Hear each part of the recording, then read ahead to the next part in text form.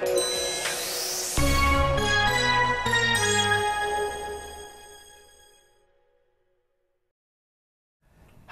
I'm Jim Elder, a director in our Corporate and Financial Institutions segment at S&P Capital IQ. We are back again to discuss the key findings of our first quarter 2015 edition of Fixed Income IQ. This is a quarterly publication produced by S&P Capital IQ that leverages proprietary analytics and data to provide you with quarterly trends in the global fixed income markets.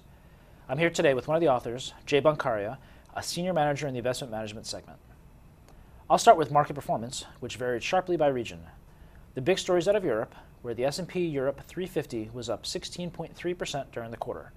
Fixed income in Europe was up a more modest but significant 4.5% for the Barclays Pan-European Index and 3.6% for the Pan-European High Yield Index. In the U.S., the S&P 500 was up just 1.36% on a total return basis. That lagged both the S&P U.S. High Yield and Investment Grade indices, which were up 2.47% and 1.75% respectively. Finally, Latin American markets were down overall, with the S&P Latin America BMI down 11.5% and Barclays corporate indices in Brazil and Mexico down 0.71% and 2.3% respectively. We saw big swings in market activity this quarter. Jay, could you discuss what you're seeing? Yep, thanks, Jim. So looking at this next chart, we'll take a look at market activity for both the U.S. investment grade as well as the U.S. high yield indices, and we notice that market activity is at a 12-month high in March. So the market activity score looks at trade data as well as the number of quotes and market makers to come up with a score between 1 and 5, with 1 having the most activity and 5 having the least amount of activity. And it's interesting that the spike in market activity corresponds with the beginning of this ECB stimulus plan. As Europe and other developing nations, continue to suppress interest rates and their currencies are devaluing, we're seeing a lot more fund flows that are coming into the U.S. markets because a search for more yield and a stronger currency.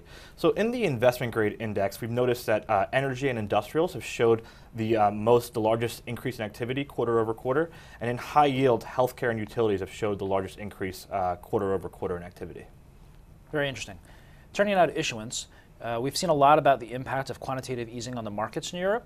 Is that impacting the new issuance markets as well? Yep, once again, back to the point, issuers are very hot to issue debt in Europe due to these low interest rates.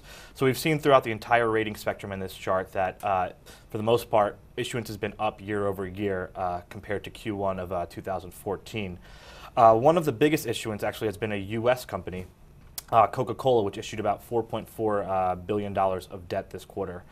Two of the sectors that we have seen the largest issuance increase has been energy and consumer staples on a year-over-year basis. So it'll be interesting to see if this trend does continue and how the low suppressed interest rates will have an effect on issuance for the rest of the year. Thanks, Jay. In our latest edition of Fixed Income IQ, we cover this, as well as more trends in the market, credit quality, and financial ratios across North America, Europe, and Latin America. So please download a copy, and we'll see you next quarter.